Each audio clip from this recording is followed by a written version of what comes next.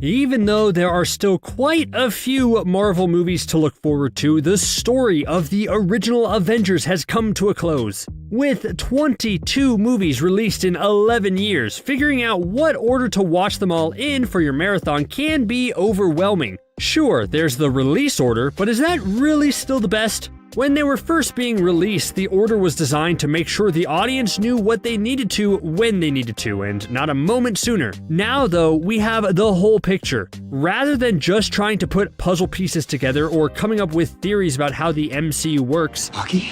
Who the hell is Bucky? we can watch as everything unfolds. It would be like you're a citizen of the MCU, minus all the destruction of your property and the incredibly high insurance rates everyone has to have. But what is the chronological order? And how can you stick to it?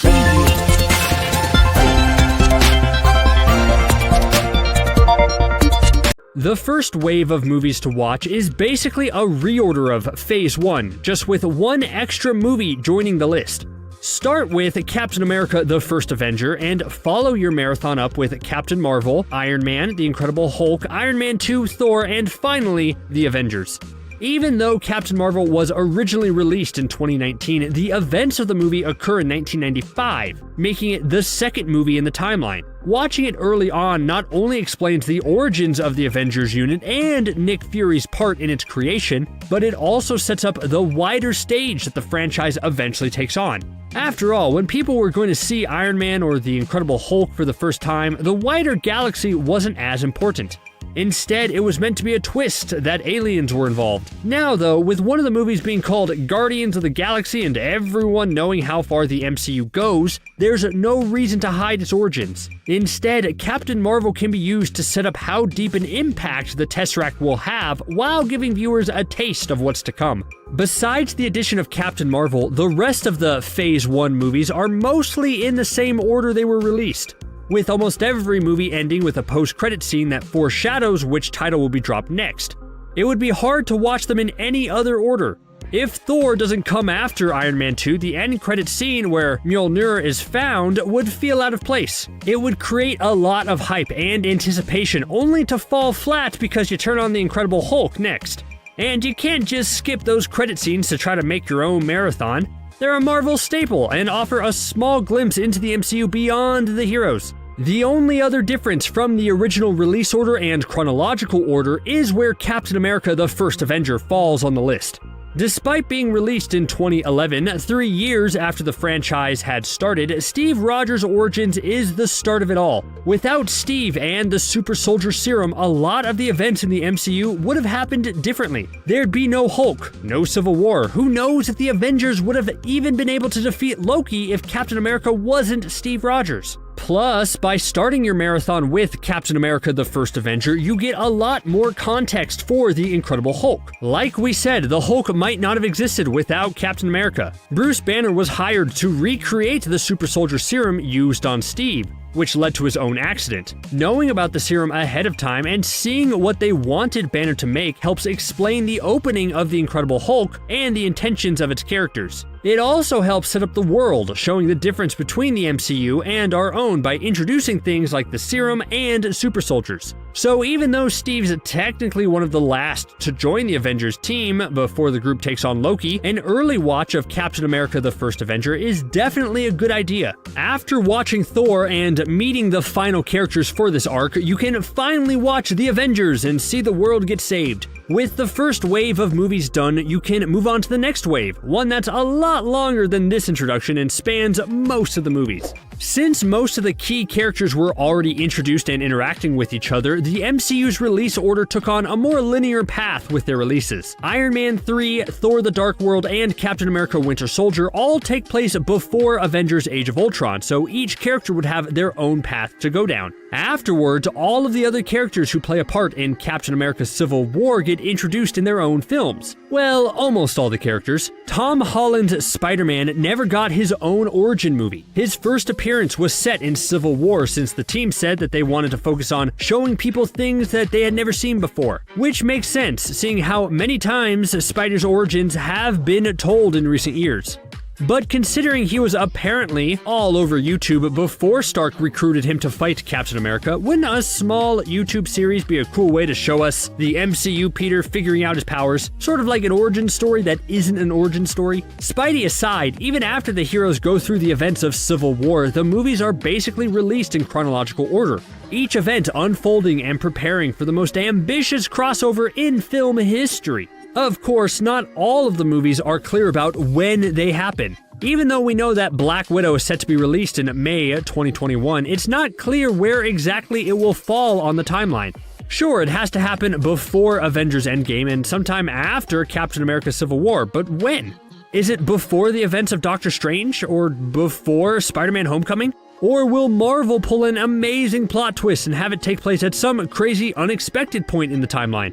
Unfortunately, we won't be able to say for sure until it makes its debut on the big screen. But we do know that wherever it falls in the timeline, it's gonna be amazing. There's also the Guardians of the Galaxy movies, with Quill and his friends spending their time exploring space rather than Earth. It's hard to tell when their adventures happen. The only way to really place the events is to consider the end credit scene of other movies. Avengers Age of Ultron has Thanos making an appearance at the very end, meaning that at the very least, the first Guardians of the Galaxy takes place prior to that movie. So on the timeline, it's a good idea to place Guardians of the Galaxy between Captain America the Winter Soldier and Avengers Age of Ultron. If not, then the threat of Thanos and his connection to the story wouldn't make any sense. Guardians of the Galaxy Volume 2, on the other hand, is a little harder to place. The only thing clear about Guardians of the Galaxy Volume 2's placement on the timeline is that it should be watched before Infinity War, and that's it. But since the characters are so important to Infinity War, it would be a good idea to watch it before Thor Ragnarok. Speaking of Thor Ragnarok happens around the same time as Black Panther in the timeline, but it's unclear which one actually comes first or even which one should be watched first. It definitely doesn't help that Wakanda is designed to be isolated and that Thor Ragnarok only has a few scenes in New York City. With both movies taking place so far away from each other, there aren't any hints to prove which should come first. That's why the final part of this watch order relies on the second Guardians movie. First, watch Black Panther, then Guardians of the Galaxy Volume 2, and finally Thor Ragnarok. With Thor Ragnarok's mid-credit scene, showing Thor and Loki in space, coming across an alien spaceship and Thor meeting up with Quill's team at the start of Infinity War, it's important for the movies to be watched one after another. By watching Black Panther first, you won't have to worry about interrupting the two with another movie. Meanwhile, Guardians of the Galaxy Volume 2 would have to come before Thor Ragnarok. After all, the end credit scenes in Guardians of the Galaxy Volume 2 are more comedic, while the previously mentioned Thor's ones are plot-centric. It wouldn't make sense to watch Thor Ragnarok before Guardians of the Galaxy Volume 2. With all this in mind, the second wave's watch list becomes Iron Man 3, Thor the Dark World, Captain America the Winter Soldier, Guardians of the Galaxy, Avengers Age of Ultron, Ant-Man, Captain America Civil War, Spider-Man Homecoming, Doctor Strange, Black Panther, Guardians of the Galaxy Volume 2, and then Thor Ragnarok. Whew, got all that? But even with all those movies, it's not quite time to start Infinity War and Endgame just yet. There's still one more movie that needs to be watched to be able to understand all the events that will occur in both movies. Ant-Man doesn't appear in Infinity War, and for a good reason. Not only is Scott Lang still technically in house arrest at the time of the Infinity War, he's busy having an adventure of his own. During Ant-Man and the Wasp, the war threatening the world is set on the back burner so that Scott can help save Janet Van Dyne. In fact, the events of Infinity War and Thanos' plan really only comes up in the post-credit scene, when they're affected by the snap. By waiting to dive into Infinity War and Endgame and watching Ant-Man and the Wasp first, you can see how the events looked to the general public.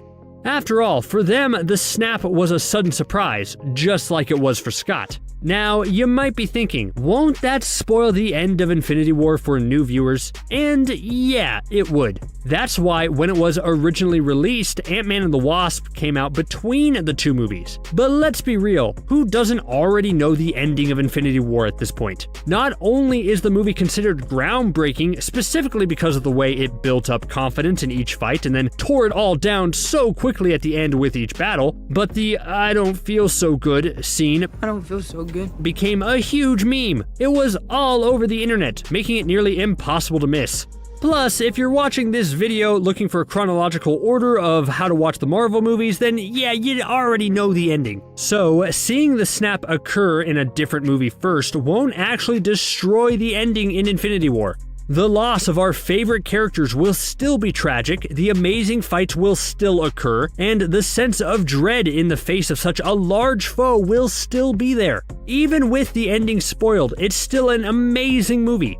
And really, do you want to take a break between Infinity War and Endgame to watch another movie? And no offense to Scott Lang and Ant-Man, because I love Scott Lang and Ant-Man, but do you really want to take a break for Infinity War and Endgame for Ant-Man? Or do you want to be able to dive right into the finale? You can't just skip Ant-Man and the Wasp, since Scott being stuck in the quantum realm and the Pym's van is a key part of Endgame. It only makes sense to go from Thor Ragnarok to Ant-Man and the Wasp before going through Infinity War and Endgame. That way you have all the information you need to understand Endgame, without having to wait for Scott's adventure to come to an end, allowing you to enjoy Ant-Man and the Wasp without sitting there mentally screaming about what just happened.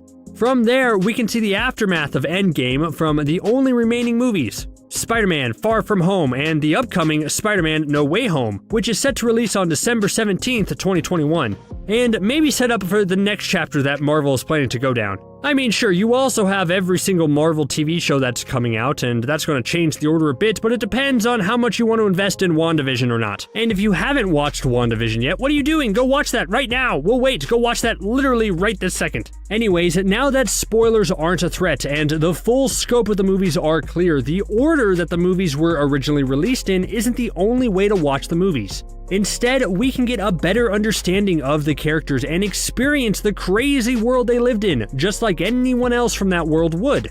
We can see how the world grew, the science evolved, and the impact that the heroes had on the MCU. Honestly, it's worth it to watch it in chronological order just to see how different things are. I highly recommend it.